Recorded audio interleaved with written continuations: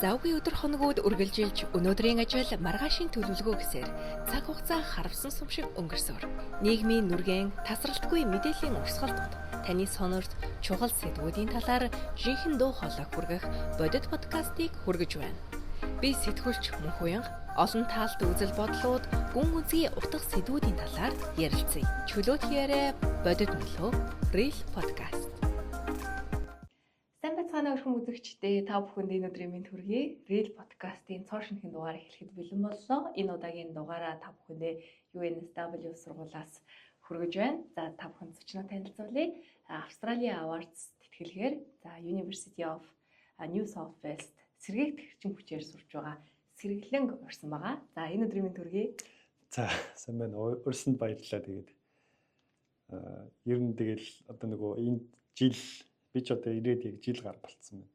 Тэгэл энэ жилийн хугацаанд ер нь юу харж суралцсан яав гэсэн юмнуудаа энэ угол хуваалцъя л гээл.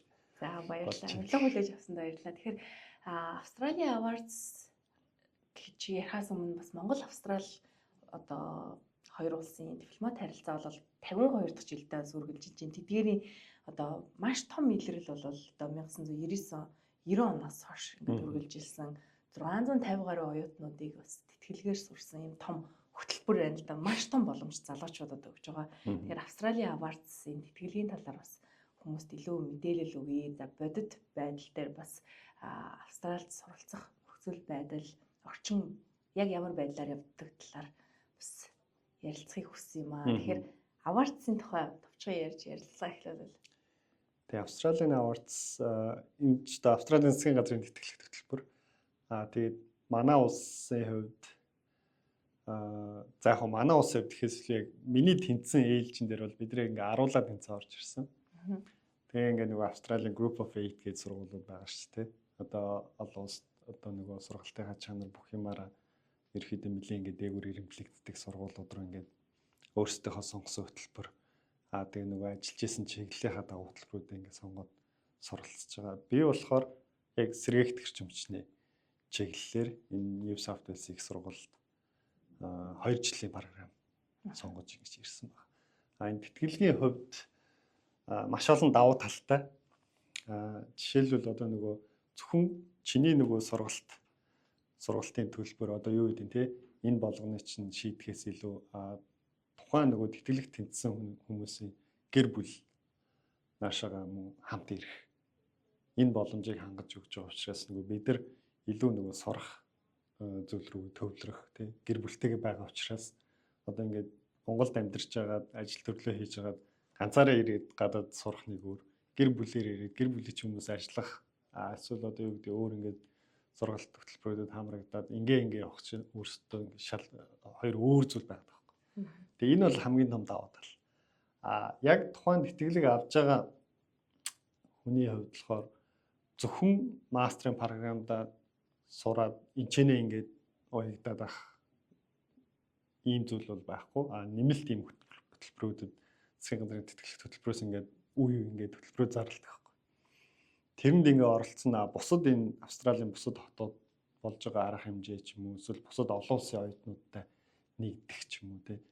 Нөгөө яг зөвхөн тухайн сонгосон мэргэжлээсээ гадна нэмэлт ийм нөгөө ур чадваруудыг суралцах хэл усаа сайжруулах гэдэг ч юм уу ийм боломжуудаар хангаж өгдөг. Одоо ингээд залуу хүмүүс ер нь дийлэнхэн гэж хэлэхэд болох хаа. Одоо гадаадд сурахыг ер нь хүсдэг байх.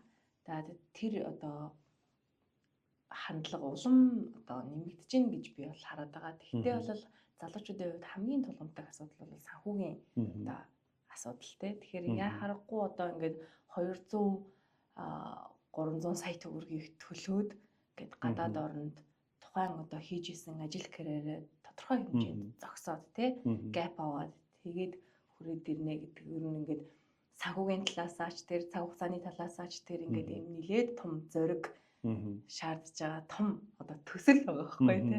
Тэгэхээр гарцуул бол ерөөсөө тэтгэлэг байл гэж хардیں۔ Тэгэхээр Australia Awards, Америкийн одоо Fulbright, Английн Chevening, Германы даад гэдэг ингээд одоо хамгийн түгээмэл нь гэх юм бол монголчууд бүр ингээд одоо Оросын тий Путиний нэрмжит тэтгэлэг гэдэг ингээд аюул олон боломжууд байна л да. Мгм. Тэтгэлэгт тэнцэх хэр хэцүү юм бэ гэж асуусан.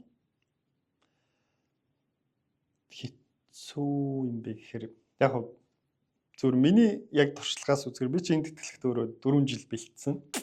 4 жил бэлтэнэ гэдэг маань жил болго өгөөд би чинь тэнцэхгүй байсан гэсэн үг байхгүй ихний 1-2-3 удаагийн оролдлого дээр. Тэгээд хамгийн гол юм ерөөсөө хөтөлбөрөө маш зөв сонгоо. Хөтөлбөрөө зөв сонгоо. Дээрэс нь яг хамгийн гол нь зорилгоо яг гэсэн зөв тодорхойл. Яг яагаад энэ хөтөлбөрөөр сурах гэдэг. Яагаад Австралийн засгийн газар чамд бүхэл бүтэн 2 жилийн сургалтын төлбөр дээрээс нь нэмэх нь одоо бид нар ч одоо цалинтай оюутнууд байхгүй. 14 хоног болгон бид нар чинь стипенд гэдэг юм одоо тэр ч монголоор дэмжлэг гэх юм. Тий одоо ингээд бид нар чинь юм цалинтай оюутан тий. Тэгээ энэ болгоныг Австралийн засгийн газраас энэ болгоныг олон улсын оюутнуудад ингэж шийдэж өгч байгаа нь өөрөө санхүүгийн тал дээр маш том дэмжлэг байхгүй. Яг миний хувьд болохоор эхний 1-2-3 удаагийн оролцоон дээр би эхнийх дээр материал дээр тэнцээгүй, дараагийнх дээр нь ярьцлаган дээр тэнцээгүй байхгүй. Тэгээ сүүлд нь одоо ингээд бодоод хахад би нөгөө өөрөө бич нөгөө цахилгааны инженерээр төгссөн.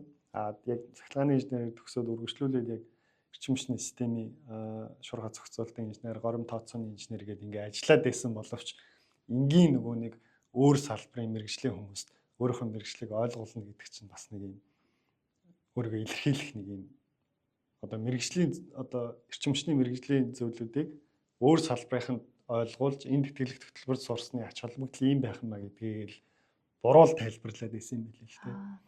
Тийм тэгэхээр нөгөө ярилцлаганд орж байгаа хүмүүс чинь нэг 4-6 хүнтэй ингээд ярилцлаганд орж байгаа. Мэдээж ихний ээлжинд болохоор ийм сургууль одоо юу гэдэг New South Wales-ийн сургуулийн хөтөлбөрийг ингэж сонгосон. Гол шалтгаан энэ ингээд ерөөхдөө эсэнүүдэд бичиж явуулчихна.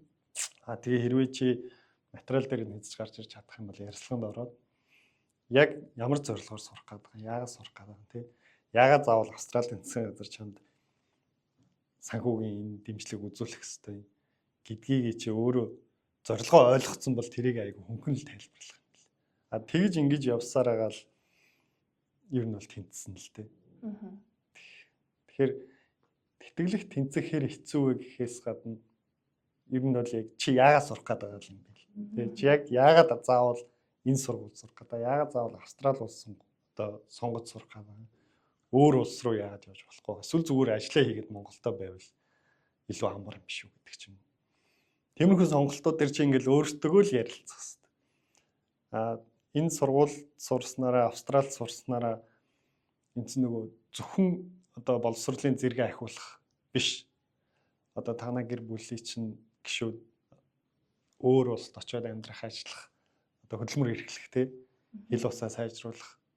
Тэгэл энэ болгон чи эргээгээд нөгөө ирээдүйн хувьд маш том хөрөнгө оруулалт байхгүй. Тэгэхээр нөгөө Австралийн засгийн газраас Монгол улс оруулж байгаа маш том оюуны хөрөнгө оруулалт гэж би бол харж байгаа. Миний хувьд одоо юу гэдэг Монгол дахь засгийн газрын тэтгэлэгт хамрагдана гэдэг бол миний хувьд үнэхээр боломжгүй байсан. Би бол оролдож үзээгүй шүдсэн. Гэтэ тэр бол одоо нөгөө боловсролын зээлийн сан гэдгийг бид нар бүгдээрээ л мэдчих шүү дээ. Ялгаа нь юм байна. Маш өрсөлдөөнтэй Австралийн засгийн газрын тэтгэлэг бол маш өрсөлдөөнтэй, дээрэс нь маш шудраг. Чи өөрөө яг зорилгоо тодорхойлоод үнэхээр сурыг мэдий гэдээ хүсэж байгаа бол тэнцэж болдог зүйл байна. Гэтэл манай улсад арай өөр шугамар явж байгаа бид нар бүгдээр л мэдлээ шүү дээ сая тийм. Ялгаа нь тэгэхээр юм. Тэгэхээр бас яа харахгүй өөрийнхөө одоо зорилгоо тодорхойлох гэдэг зүйлтэй явж ингээд бусад ач холбогдолтой зүйлүүдийг ярьж байгаад эргээд ингээд буцаад нөгөө хэлсэн цэг дээр очихоор зорилго гэдэг. Тийм ерөөсөө л зорилго яг яагаад сурах юм, ямар учраас явах гэдэг ингээд тэргээл маш зөв тодорхойлчих юм бол бүх юм нээлттэй л байгаад. Тэгэхээр одоо 90 оноос хойш одоо 650 гаруй оюутнууд ингээд ийм өндөр зардалтай одоо их сургуулийн тий энэ одоо үн цэнтэй боловсролыг олж аваад эх орондоо бас эргэж очиод бас тасралтгүй 2 жил ажиллах хэрэгтэй байлоо. Ер нь энэ тэнцлээ гэд үзэхэд ямар шаардлагуудыг бас тавьж байгаа вэ энэ аваар хөтөлбөрийн талаар? Бид нар чи яг нөгөө нааша ирэхээс өмнө буцаан байршуулах төлөвлөгөө гэдэг юм байна.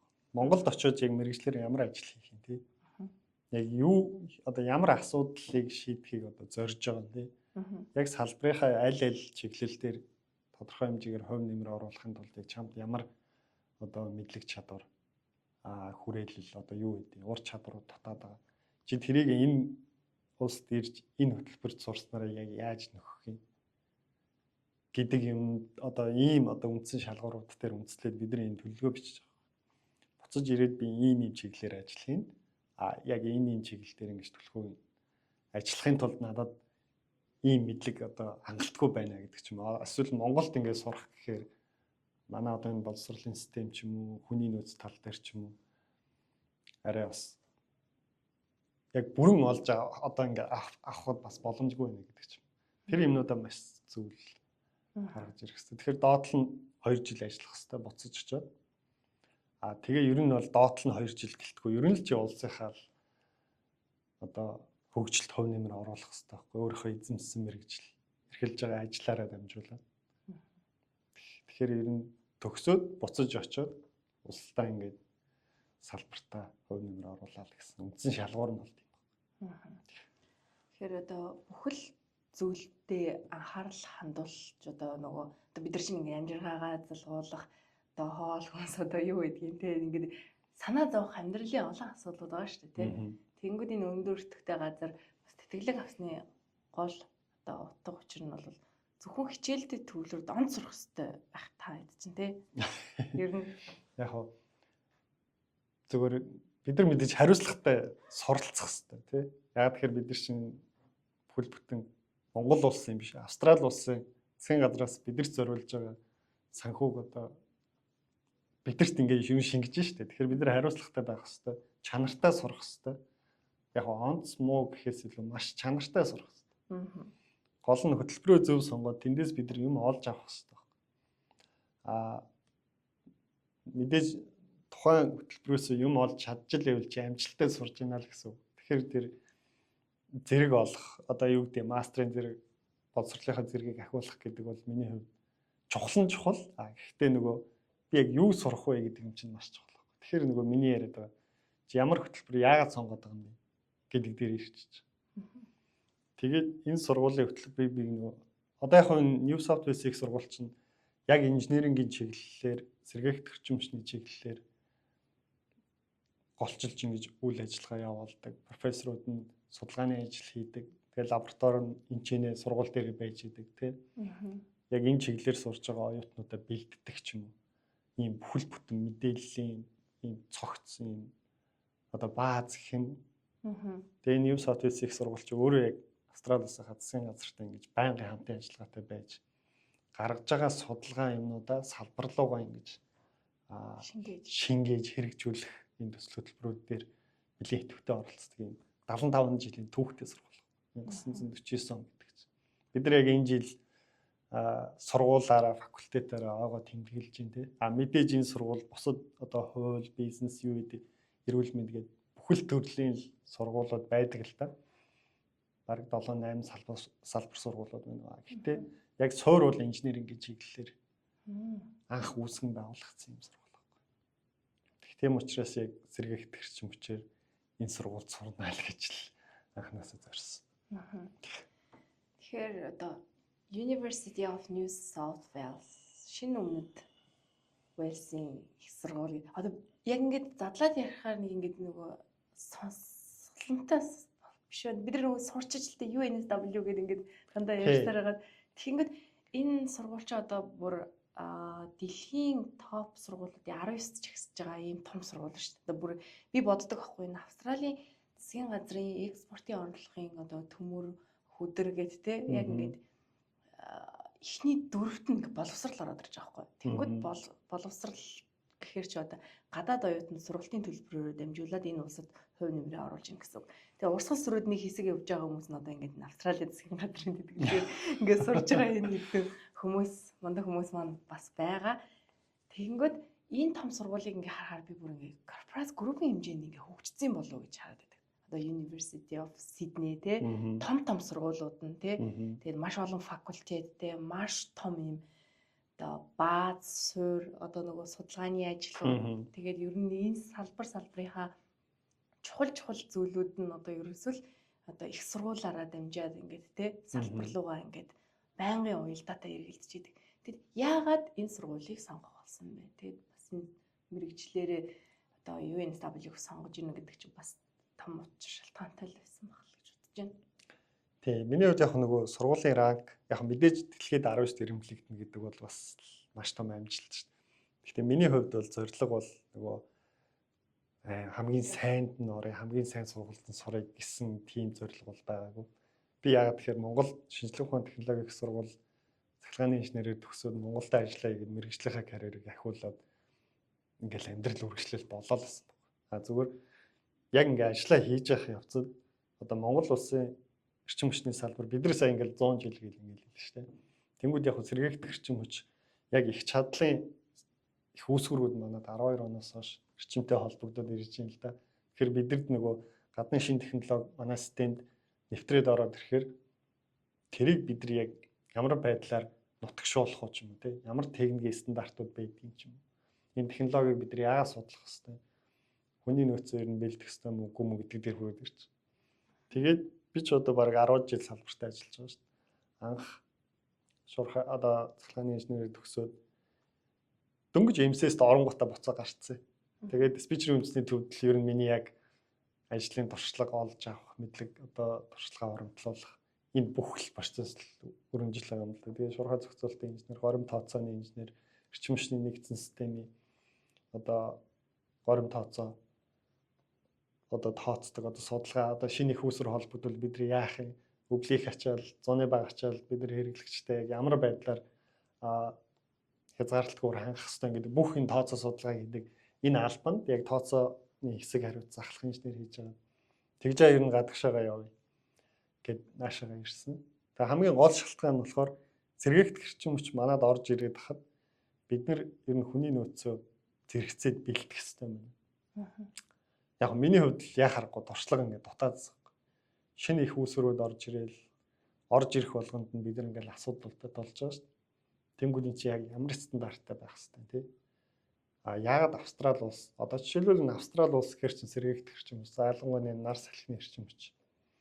Ингээд ер нь бол ингээд хөгжил бол нэлээд үргэлжлээ цаашаа явцсан. Хамгийн гол нь одоо эдрийн төвлөрж байгаа асуудлыг үхээр илүү энэ үр ашиг нь яаж дэвшлүүлэх вэ гэдэг дээрээ тулгуурлаж ингэж одоо юу гэдэг төвлөрч ингэж ажиллаж байгаа гэх юм. Тэгэхээр эндээс нь би туршлага одоо хоригдлуулж суралцах хэрэгтэй байна. Миний энэ мэдгүй байгаа зүйлүүдийг энэ сургууль дээр байгаа энэ профессорууд нэгэнд судлаад мэдчихсэн. Энийг оюутнуудаа одоо заад юм байна тийм учраас энэ хөтөлбөрийг ингэ сонгож байгаа. Өөр сургуулиуд дээр ч гэсэн юм сэргээгдэх эрчим хүч ер нь эрчим хүчний чиглэлээр хөтөлбөрүүд байгаа л да.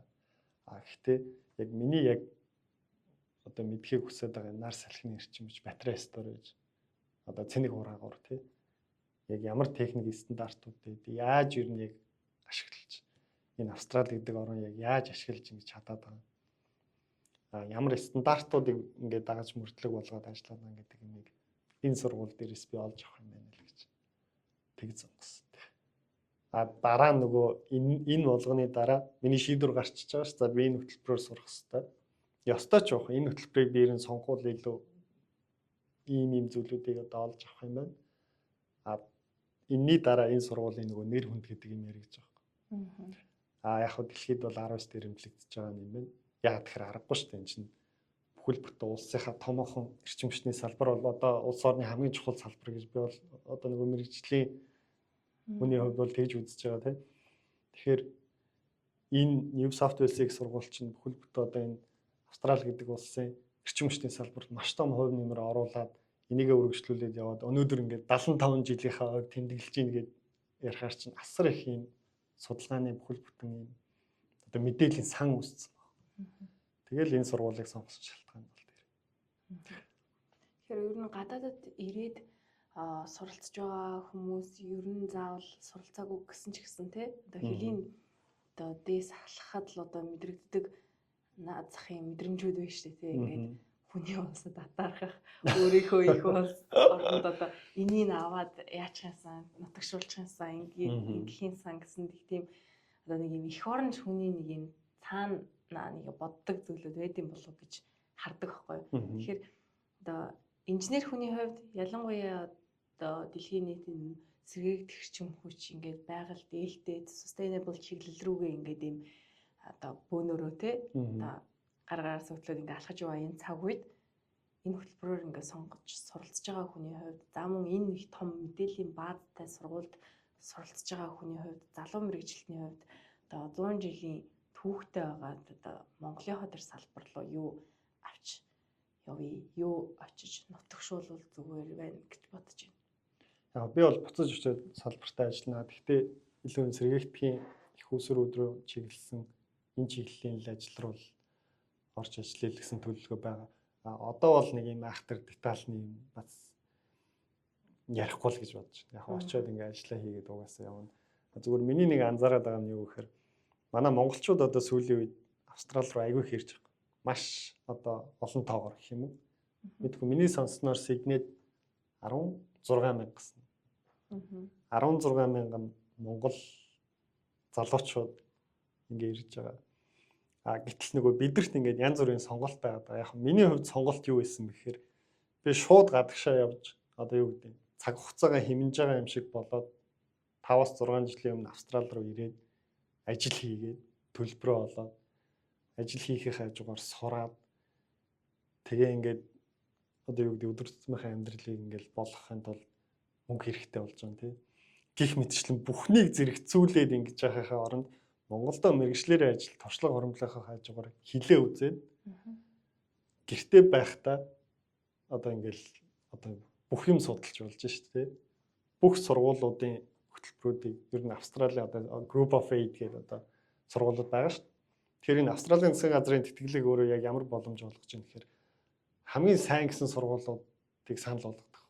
Энэ сургуулиудын эрчим хүчнийхэн сэргээгдэхин хөтөлбөрүүдийг би харьцуулаад тэгээд дундаас нь за энэ New South Wales их сургууль ер нь зүгээр юм байна гэдэг сонголт хийж байгаа. Тэгэхээр нөгөө Монголд ажиллаа хийж байхдаа хилээ үзээд хөтөлбөрөө судлаад ингээд нөгөө илүү нөгөө хөрсөн дээр тий илүү нөгөө нэг одоо юу гэдэг энд ирж бүх зүйл шинэ байхад энд ирж бүх юмтай тулахынхаа оронд гэртээ байхдаа бэлтгэлээ сайн хангачаа ирэх юм бол санхүүгийн асуудлыг би шийдүүлээд өрөөд ирж байгаа.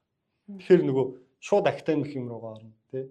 Шууд хил рүүгээ орно гэдэг ч юм уу. Одоо бид нар яаж ч IELTS бэлдээд одоо яг унган англитэй хүмүүсийг бол бас гүцэхгүй байхгүй юу? Ирээд яг л энд ирээл тийм хүмүүстэй л сурах шүү. Бүх профессорууд чинь одоо юу гэдэг одоо унган англитэй хүмүүс.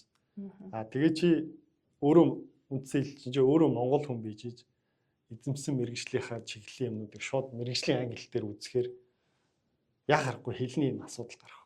Тэгэхээр миний сонголт юу байсан бэхээр би энд ирж ингэж бүх юмтай ингэж тулж стрессж яхахаа оронд бэлтгэлээ сайн базааж агаад мэдээж ирээд тодорхой хэмжээний одоо чаленж одоо ийм төвхтэй байдлууд одоо үүснэ шүү дээ. Одоо хэлнээс ахуулаад энэ болгон дээр тодорхой хэмжээний асуудлууд тулгарна гэдгийг мэдж байгаа ч гэсэн бэлтгэл маш сайн ирсэн учраас илүү нөгөө сурах процесс руугаа энэ Австралийн засгийн газрын тэтгэлгээс одоо олгож байгаа зохион байгуулж байгаа хөтөлбөрүүдэд орох цаг зав тий ингээд энэ болгонлоо бүх анхаарлаа ингээд өгөөд ирэхээр нөгөө цаг хугацаа мөнгө санхүүгээ айгүй хэмж чадж байгаа.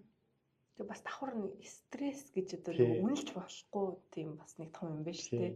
Сэтгэл зүйн хувьд бэлэн байна гэдэг чинь одоо цаг хугацаа мөнгө төгрөг хэмнэхээс илүү одоо юу гэдэг нөгөө бид нар чинь нэг зарим зүйлд стресс хийдээс өглөөд тэрийг өөрчлөлт хэмж чадна гэдэг чинь маш том юм байхгүй тий.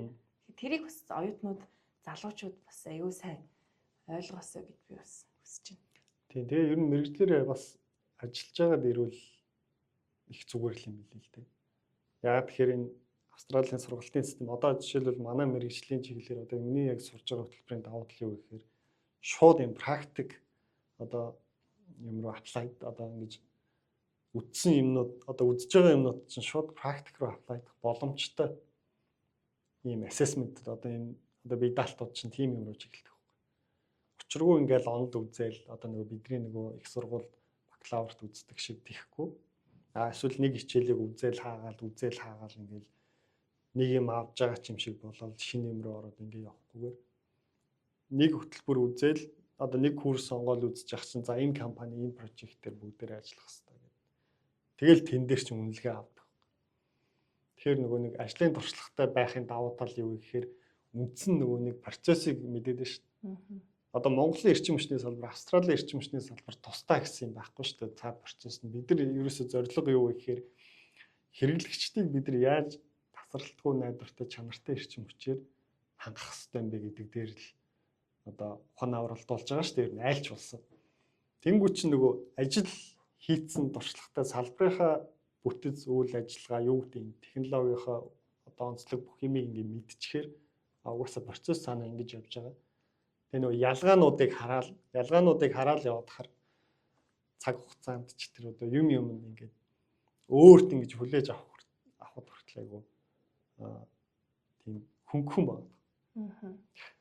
Тэгэхээр миний хэлээд байгаа гол санаа юу гэхээр чи гадагшаага явах гэж байгаа бол тэгээд яг зорилгоо юу юм бэ маш сайн тодорхой. Одоо би одоо яг хүмүүст тэгж хэлдэггүй. Хамаатныхаа одоо гадагшаа явъя гэж байгаа дүнэр байгаа шүү дээ. Тэгэл тэд нар шин дөнгөж сургуулаа төгсөөл ингээл яг яагаад явах гээд байгаа юм бэ гэдгийг сайн судлаад мэрэгжлийн ангиллыг сайн үзээд болж өгвөл ингээд тэтгэлэг хөтөлбөрөөр ирчих юм бол маш их одоо зүйлийг чи ингээд алгасаад хүрээд ирнэ л гэж хэлээд байгаа. Одоо жишээлбэл за сургалтын төлбөр гэдэг дээр л хоёул жишээ аваад яриа л тээ. За чи хуваараа сурж исэн бол чи сургалтынхаа төлбөрийг авахын тулд мэдгүй ах дүүнрээс авах юм уу өөрөө энд ажил хийж байгаа болох юм мэдгүй ингээ айгүй олон сонголт байна. Тэтгэлэг хөтөлбөрөөр ирсэн тохиолдолд чи яах вэ гэхээр чи сурахтаа л төвлөрнө. Тэгэхээр чи нөгөө гадаадад мастер сурах тэрэн дээр одоо авах ачаал ямар вэ чи одоо өөрөө мастерт сурсан одоо мэдж байгаа тий. Бид нар гадаад мастерт сурахад ямар их одоо оюуны ачаал авдаг вэ? Дээрээс нь нэмэх нөгөө амжиргааны зардлаа яах вэ? Санхүүгийн асуудлууд тий. 7 хоног болгон одоо юу гэдэг одоо Австрал 7 хоногт түрээс бид нар за нэг $500-аас $1000 төлдөг тий. Тэгэхэд энэ Монгол мөнгөөр 7 хоногт одоо хийдий 2 сая төгрөг чи 7 хоног болгон төлөө яваад хахад стрессдгүй за гэж төлөө явахгүй нь ойлгомжтой учраас энийг юу шийдэж өгöd вэ гэхээр энэ тэтгэлэг хөтөлбөр чинь шийдэж өгöd байхгүй. Зүгээр чи ингээд амжилттай сурчих те бид нар бусдын зохицуулчаа гэдэг үндсэн ерөнхий нэг юм ойлголт бол тийм байгаад байгаа. Тэгэхээр яхаарахгүй одоо тэтгэлэг бол маш олон боломжуудыг өгж байгаа маа залуучуудад тий. Тэгэхээр яг тэрийгэ дагаад бас мэдээж зүгээр юм өгнө гэж байхгүй учраас тийм хариуцлага тэгээд өндөр шалгуур мэдээж хүн болгон одоо тэр боломжийг олоод авчихъя гэсэн бодолтой байгаа.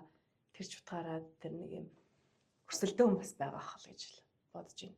Тэгээд тэр дундаас бас өөрийнхөө салбарын эхлээд ярьж исэн бас тэр надад их таалагдлаа. Салбарын биш хүмүүстэй салбарын юмаа мэдүүлнэ гэдэг чинь бас нэг арай өөр юм байна. Одоо нөгөө бидний мэддэг юмаа мэддэг хүнд ярих чинь бас нэг өөр шүү дээ, тий. Ор тас мэдхгүй хүнд одоо нөгөө бичиг шинээр заана гэдэг шиг ч гэдэг юм уу, тий. Салбарын чинь онцлог яаж явдаг процесс нь бас их өөр байгаа шүү дээ, тий. Тэрийг ингэж хүмүүст ингэж энгийн үгээр хэм одоо тий салбарын хэллэгээр биш энгийн үгээр энгийн байдлаар ингэж тайлбарлана, ойлгуулна, үн цэнийг ингэж одоо юу гэдгийг түгээн дэлгэрүүлнэ гэдэг юм уу. Тэгээ тэр өөрөө бас нэлээд том ажил юм байна гэж би анзаарсан. Тий, ер нь яг одоо жишээлбэл ингээл ярилцлаганд орохоор энэ тэтгэлгийн ярилцлаганд орохоор яг л тийм асууж байгаа. Ямар зорилгоор сурах гэдэг юм тий. Яг яагаад энэ хөтөлбөрийг сонгосон юм? Тэгээ асуудал яг чамд ямар одоо танаа салбарт яг ямар асуудал байгаа гэдэг ч юм уу. Тэр болгон дээр л тийм хүнд ойлгомжтой байдлаар өөр мэрэгжлийн хүн одоо жишээлбэл юу гэдэг би ингээл мэрэгжлийн нэр том яриад бахан тоо яриад ах юм бол тэр хүнд ч одоо буухгүй шүү дээ. Тэгэхээр энгийн үгээр ойлгомжтой товчгүй тодорхой.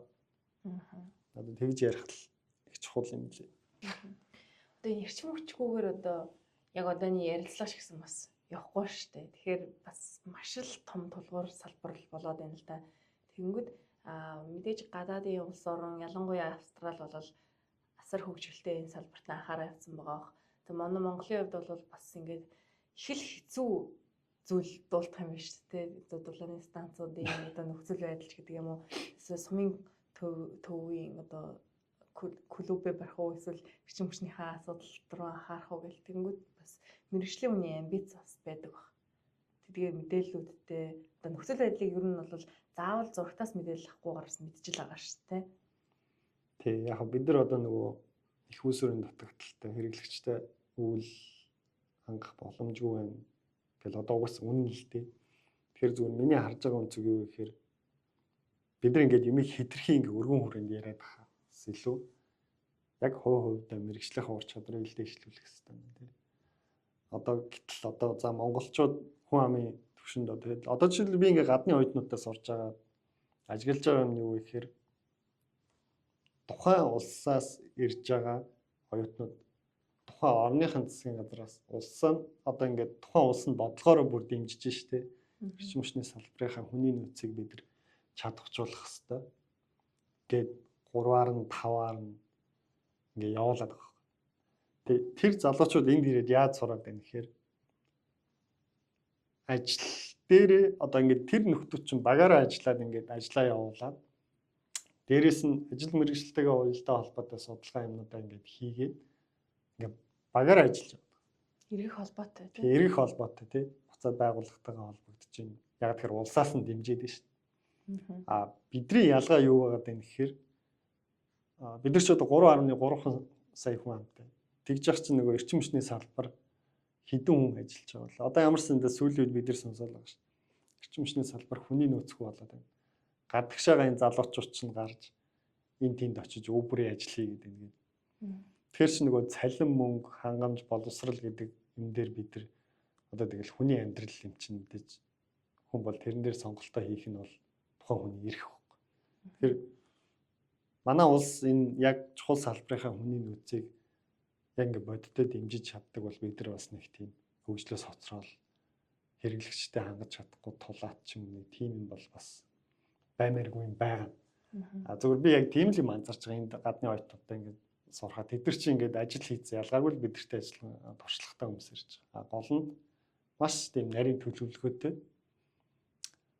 нэг биш хэд хэдээр ирж байгаа. Бид нар болохоор нөгөө гадны улсаас тэтгэлэг олж авах гал бор зурх ингээл өстө нэг өөртөө үзэл английн шалгалтны үзэл тэгэл тэр чи Монголд ингээл өглөө 8-аас орой 5 цаг хүртэл ажиллаж байгаа биднэрт англи хэл аль цагт нь сурах уу гэхэр чи одоо бас цаг нарны хувьд ч үжил одоо жишээлбэл би ихэд би өглөө ингээд ажилласаа 2 цаг юм баг ирээд эсвэл ажлынхаа дараа 2-3 цаг үлдээд хилээ бэлдээл нөгөө шалгалтаа өгөхгүй бол ингээл ёстой л нөгөө нэг ганцаараа ингээл нөхдүүд ингээл бэлдэж байгаа.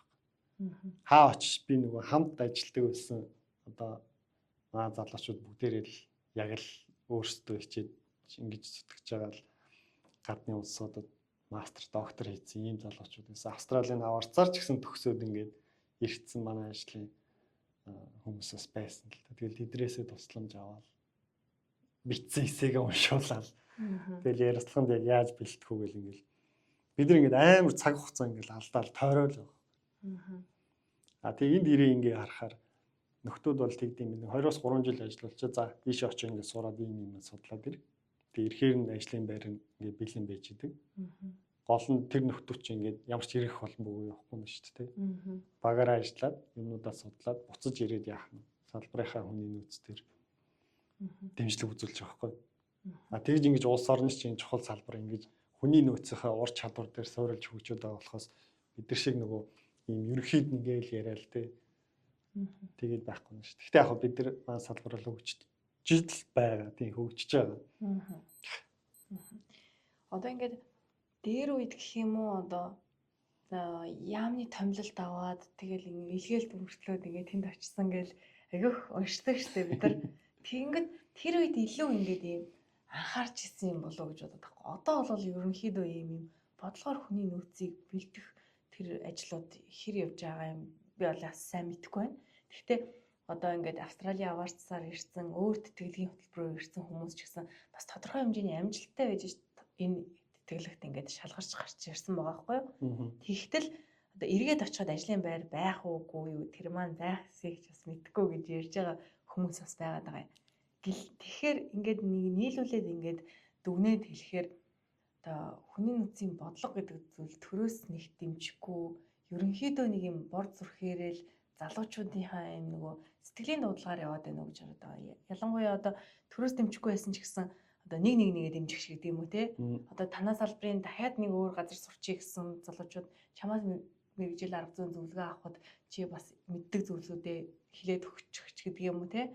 Ийм байдлаар бас ингээд ер нь л одоо бор зүрхээр л яваад байгаа юм бол гэсэн л нэг дүр зураг миний буугаад байгаа. Гэтэ би бас бүх хүмүүсийн өмнөөс дүгнж ярих хэрэгтэй болох юм шиг л те. Гэтэ яг угаасаа үнэн л дээ. Бид нар ч нөгөө дам дамаараа мэдээлэл ингээл авдаг те. Одоо жишээлбэл би яаж энэ тэтгэлэг тэнцсэн бэ гэхээр надтай яг нэг өрөөнд суудаг залуучууд Шинзланд доктор хамгаалсан, Хятадд Оросд төгссөн. Одоо маа нэг найз яг энэ Австралийн Орцоор төгссөн. Ялгаагүй цахилгааны инженерээр төгссөн юм залуу. Тэгэл би материал уншуулаад яг ковид таарцсан. Би тийч хооронд уулзах чадахгүй гэр гэртээ. Онлайнаар холбогдоод эсээ гэрч нэг уншуулаад тэр хүн чи ажилтаа авахт нь би бас саад болоо. Энийг нэг хараад өгч ингээ бичвэл яаж нэж. Нөгөө зөвхөн ганцаараа бэлдээд ерөөсөн ингээ тэнцээрсэн юм биш. Яг мэрэгжлийнхаа ингээд нөгөө надаас өмнө нь яваад сураад ингээд төгсөөд ирсэн. Туршлага хоримтлуулсан хүмүүсээс би ингээд олж аваад ингээд одоо юу гэдэг ингээд зөвлөгөө авч байгаа байхгүй. Одоо ингээд цаашдаа би яах хэрэгтэй вэ гэхээр ялгаагүй л яг салбарын залуучууд гадагшаагаа сурах мэрэгжил боловсруулаа дэвшлүүлээд яг энэ улс орныхаа энэ салбарт хувь нэмэр оруулъя гэж байгаа хүмүүс нээлттэй одоо үдсэн харсан мэдсний хуваалцах ийм процесс руу ингээл явах хэрэгтэй. Бидний одоо яг одоо маань салбарын юу гэдэг бидний хандлага нэг тийм л байна. Гэтэл би ингээд нөгөө сая хэллээ шүү дээ. Надтай хамт сурж байгаа энэ бусад орны залуучууд яаж юм гэхээр улс нь ингээд явна. Бодлогоор нь хэмжиж байгаа. Тэрсэн бид нар чинь нөгөө сургалтын төлбөрийн асуудлаас гадна ингээд ерөөхдөө санхүүгийн асуудлыг шийдэх орчин амар амжилттай сурах гэхгүй бид нар чинь тий. Ингээд хэд гураараа ирчин гутаа бөөндөө нийлж байгаад ингээд нэг нь одоо юу гэдэг эрчим хүчний салбар гэхэр чин дотор ингээд айгүй олон чиглэл рүү явж байгаа шүү. Зэрэгт эрчим хүч одоо юу гэдэг. Тэгвэл тэдний ингээд нэг нэгээр нь барьж аваад нөхдүүд ингээд ажиллаа явуулаад үзэх юм уу үзэл сурах юмас ороод 2 жилийн хугацаанд олж авах юм аваад буцаач. Тийм ба. Нөгөө нэг төсөл дээр ороод ирсэн ч гэсэн нэг хантай тий бас гэхээр ханда ер нь тэгэд одоо бас хүн амжилттай явах гэдэг юм уу тодорхой зорилгодоо хүрэхэд хүрээлэл айгуу чухал юм байна гэж бас хараад байгаа шүү дээ. Жишээлбэл танай ажлын залуучууд тийм одоо тийм амбишиус биш байсан бол магадгүй тий хаанаас эхлэхээ мэдэхгүй байх байсан болов. Тэгэхээр одоо хүрээлэл хүн нэгэндээ нөлөөлөх бас нэг тийм зүйл бас байгаа. Мэдээж тухайн хүний дотор бол нэг итгэлийн одоо зорилго мөрөөдлийн гал хасцаа явж байгаа. Тэрийг өрдөх бас нэг хүрээлэл бас чухал юм болов. Хүрээлэл чухал. Дээрэс нь өөрийн нөгөө өөрөө яг ингэ нөгөө хүсэх тий. Одоо зарим хүмүүс одоо ингэ зарим хүмүүс за нэг сурах юмсан. Одоо юу гэдэг англи сурах юмсан ингээ 10 жил өнгөрцөн байдаг шүү дээ. Эсвэл одоо юу гэдэг нэг ажил дээрээ одоо бол энэ цаг үед нэг ажил дээр 10 20 жил ажилладаг. Үнэхээр тэгж байгаа бол чи хөгжихгүй байна гэдгийг хүн ойлгочих хэрэгтэй. Нөгөө чи хөгжихгүй байхаар чамаас үр дүн гарахгүй байхаар байгууллага чинь явахгүй шүү дээ тий. Тэгэхээр нөгөө хүн өөр дөрөв дүгнэлт хийх хэрэгтэй. Бид нар ингээд нөгөө бурууг босдод өгвөл улс төр ингэсэн тэгсэн гэх биш. Би яагаад ингээ 10 жил нэг ажиллаа 20 жил нэг ажиллаа хийгээд байгаа вэ? Тэгээ одоо энэ цаг үед тий 2-3 жил ажиллаа чи юм сурч чадахгүй ч юм уу байгууллагатай бүтээмжтэй ажиллаж чадахгүй бол чи өөртөө дүгнэлт хийх хэрэгтэй. Чиний буруу байгаа байхгүй. Яг энэ зарчим надад үйлчилж байгаа байхгүй. Би чи ээлжинд ажиллаад дараа нь өдрийн ажил хийгээл ингээл болоод байгаа юм шиг хэрнээ. Нэг л нөгөө мэдлэг яг мэрэгжлийн мэдлэг туршлага гэдэг юм маань бас ингээл надад нэг юм дутуу юм мэдрэгдээд байсан учраас одоо би олон улс руу чиглэж ер нь энэ гадных яаж суртан гэдэг юм руу өөрөө зорж байгаа учраас нөгөө хүн ингээ хүсэхээр нөгөө 9 шидийн шалтгуудаа ингээд эхнээс нь хасч эхэлдэг юм байна л да. Ядглал би өдөр 8-10 цаг ажиллаж байгаа ч гэсэн би англи хэлээ үзэх цаг гаргаад байгаа байхгүй. Өглөө төгжрөл эхлэхээс өмнө би ажил дээр ирээ суучдаг.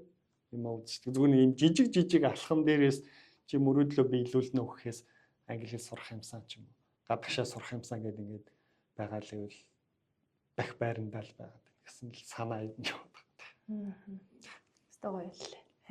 Бараг нөгөө тарих юу лээ чихрүү биш нөгөө зүрх рүү орлоо гэдэг шиг. Ер нь одоо ингээд ярилцлагын төгсгөл бас нэг зүйлийг асуумаар байна. Одоо өөр шиг чинь одоо Австралийн аварц тэтгэлгээр шиг гэдэг юм уу? Ер нь гадаадд сурах гэж бодож байгаа маш олон залуучууд байгаа. Тэдгээр залуучуудад бодит туршлага дээрээ хандаж юу гэж зөвлөвөл одоо яг цагаа олсон зөвлөмж болох уу? Яг чиний зүгээс. Яг уу зорилгоо л сайн тодорхойлох хэрэгтэй тий. Чи заавал гадагшаа явах албатай ч юм уугүй ч юм уу тий. Зүгээр Монголд ажиллаа хийгээд үнэхээр амжилттай байгаад өөрийгөө хөгжүүлж ивэл одоо бол ингээл интернет гэдэг ерөөсөө чи ингээд бүх сургуулийн хөтөлбөрлөө онлайнаар ч ихсэн ерөн сурж болж шít. Ялангуяа энэ ковидоос хойш. Тэгэхээр нөгөө чи яг чиний зорилго яг юу юм бэ гэдэг ингээд харахаар яг миний зүгээр өгөх зөвлөгөө болохоор чи тэтгэлгээр ингээд сураад ингэх юм бол маш олон зүйлийг алгасаа цаг хугацаа хэмнэн хэмжиж байгааха хэрээр яг хэрэгтэй зүйлдээ цагаа зарцуулна. Одоо жишээлбэл ингээл Австралид ирээл ингээл одоо энэ засгийн газрын тэтгэлэг хөтөлбөрөөр зохион байгуулж байгаа энэ арга хэмжээнүүд гэхээр янз бүрийн арга хэмжээ байгаа байхгүй. Бусад сургуулийн оюутнуудтай ингээл нэгдээл бид нар одоо жишээлбэл би ингээд 2-3 сарын өмнө Адлайд явлаа л да. Тэгээ тэнд ингээд нөгөө яг Австралийн угуул одоо иргэдийн амьдрал ахуй ямар байсан ийм соёлын одоо арга хэмжээ болж байгаа байхгүй. Тэр чинь зөвхөн нөгөө миний сонгосон академик чиглэл гэхээс одоо мэргэжил чиглэл гэхээс илүү энэ улсын соёл өөрөө ямар байсан те. Бид нар яг нөгөө өөр орноос ирсэн чинь нэг юм соёлын ялгаа байгаад байгаа шүү дээ. Яаж илүү ингэж нөгөө уусаж мэдэж бусад орны соёлыг ингэж хүндэх хэвээр юм. Бид нар бусдаас өөр одоо жишээл миний хамгийн их ойлгож байгаа зүйл юу вэ гэхээр би бол ингээ монгол хүн тий. Тэгвэл энэ хин нэг альбаныг уус үндэстнийг ч юм уу шүүх одоо ямар нэгэн байдлаар ийм юм байна, тийм юм байна гэж одоо хэлэх бидэрт ямар ч тийм одоо нөгөө хүний эрх талаас тийм юм байх ёсгүй. Чамаас бус хүмүүс өөр гэдгийг хүлээн зөвшөөрөх хэрэгтэй. Одоо чиний одоо үзэж мэдэрч өссөн соёлоос өөр соёл ингээд улсад ингээд бүгд өөр соёлтой өөр ийм хандлагатай хүмүүс байдаг гэдгийг чи өөрөө ойлгох хэрэгтэй. Чамайг ч гэсэн яг тийм байдлаар хүлээж авч байгаа. Хамгийн гол нь чи тэр хүмүүстэй яаж нэгдэж одоо юм одоо нэг юм үн цэнтэй зүйл бүтээх хэрэгтэй. Яаж хүрээлээд хэлэх хэрэгтэй тий? Яаж бусдад ингээд нэтворкинг хийх хэрэгтэй. Яаж мэрэгжлийнхаа чиглэлээр цаашдаа хамтарч ажиллахын боломж болцоогоо үүсгэх хэрэгтэй тий? Ийм юмнууд руу л одоо оролцоход ингээд цаг хугацааны хэмнэлттэй болчихж байгаа. Магадгүй би ингээд хувийнхаа зардлаар ирсэн бол янз бүрийн юмд хамрагдахаас илүү за өнөөдөр нэг юм ажил хийж байгаа 7 хоногийн түрээсийг олчихъя. 100-ийн амралтаар төлбөрөө олохын тулд ийм ажил хийчихье. Гэт нөгөө заримдаа нөгөө сургууль руугаа ингээд төвлөрөх юм аа нэг жоохон алсраад байгаа. За яг энийг яаж хийж байгаа ингээд хийчихвэл тэгээ болно доо гэдэг ч. Тэгээ би нөгөө тийм маш олон жишээ ингээд хараад байгаа учраас л хэлээд байгаа шүү дээ. Одоо бас хамаагүй тэгээ хэлчихэр хүмүүс жоохон дургуутч магадгүй. Гэтэл одоо бодит байдал одоо үнэн байгаа учраас. Тэр зорилгоо сайн тодорхойлол шийдсэн бол тэрний хараас явах хэрэгтэй гэж л хэлээ да. Одоо миний одоо яг одоо дуршлаг гэх юм уу одоо юу гэх юм мэдэрсэн зүйл гэх юм уу тийм л. Бид нар чинь бас ингээд нэг амар ухаантай ч юм уу нэг амар бүр хит урт яваад байгаадаа бас нэг хэлээд байгаа юм биш. Миний хувьд бол те бас тэгэж боддог байхгүй. Аль болох одоо миний алдаа битээ давтаа сайн шиг тийм үү. Эсвэл ер нь ингээд нийтлэг дүр зургаар ийм байд юм биш үү. Ингүүл арай дээр юм байна шүү гэдэг зүйлүүдийг л хэлээд байгаа болохоос биш. Бас нэг альва зүйлийг нэг шүүмжлэх гэдэг юм уу. Альва зүйлийн нэг юм урд гарч манлайлж лаг хүн болж харагдах гад ингээд бас хэлээд байдаггүй гэдгийг бас хүмүүс бас илүү сайн ойлгодог байх гэж бодож байна. Одоо бас нэг үе бодоход бас илүү ойлгодог болоод байгаа болов гэж нас найдаж байна. За ярилцлага маш сонирхолтой боллоо гэж бодож байна. Ялангуяа бас өөрийнхөө туршлага дээр суурлаад бодит одоо мэдрэмжүүдээ хуваалцаж зөвлөгөө өгч одоо мэдээлэл өгсөнд маш их баярлалаа.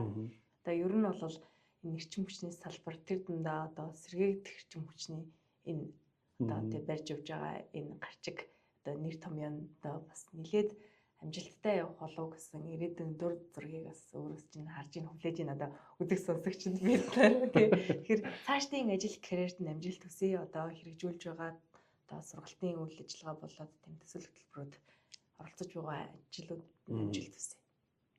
За баярлалаа. Тэгээ өөрсөнд баярлалаа. Жохон норшоо ирсэн бол уушлаарай. За баярлалаа үзэгчдээ. Real podcast-ийн цаашинтэн дугаарыг хүрээд өндөрлөж байна. За энэ удаагийн дугаартаа бид UNSW одоо дэлхийд 19-т эрхэмлэгдэж байгаа энэ сургуулийн сэргээгдэх эрчим хүчний мэрэгчлэр одоо мэрэгжил дэвшлүүлэхээр сурж байгаа сэргээгдэх эрчим хүчний одоо мэрэгчлэлтэн болж бэлтгэгдэж байгаа те сэргэлэн инженертэй ярилцлаа. Дараагийн дугаар хүртэл баяртай.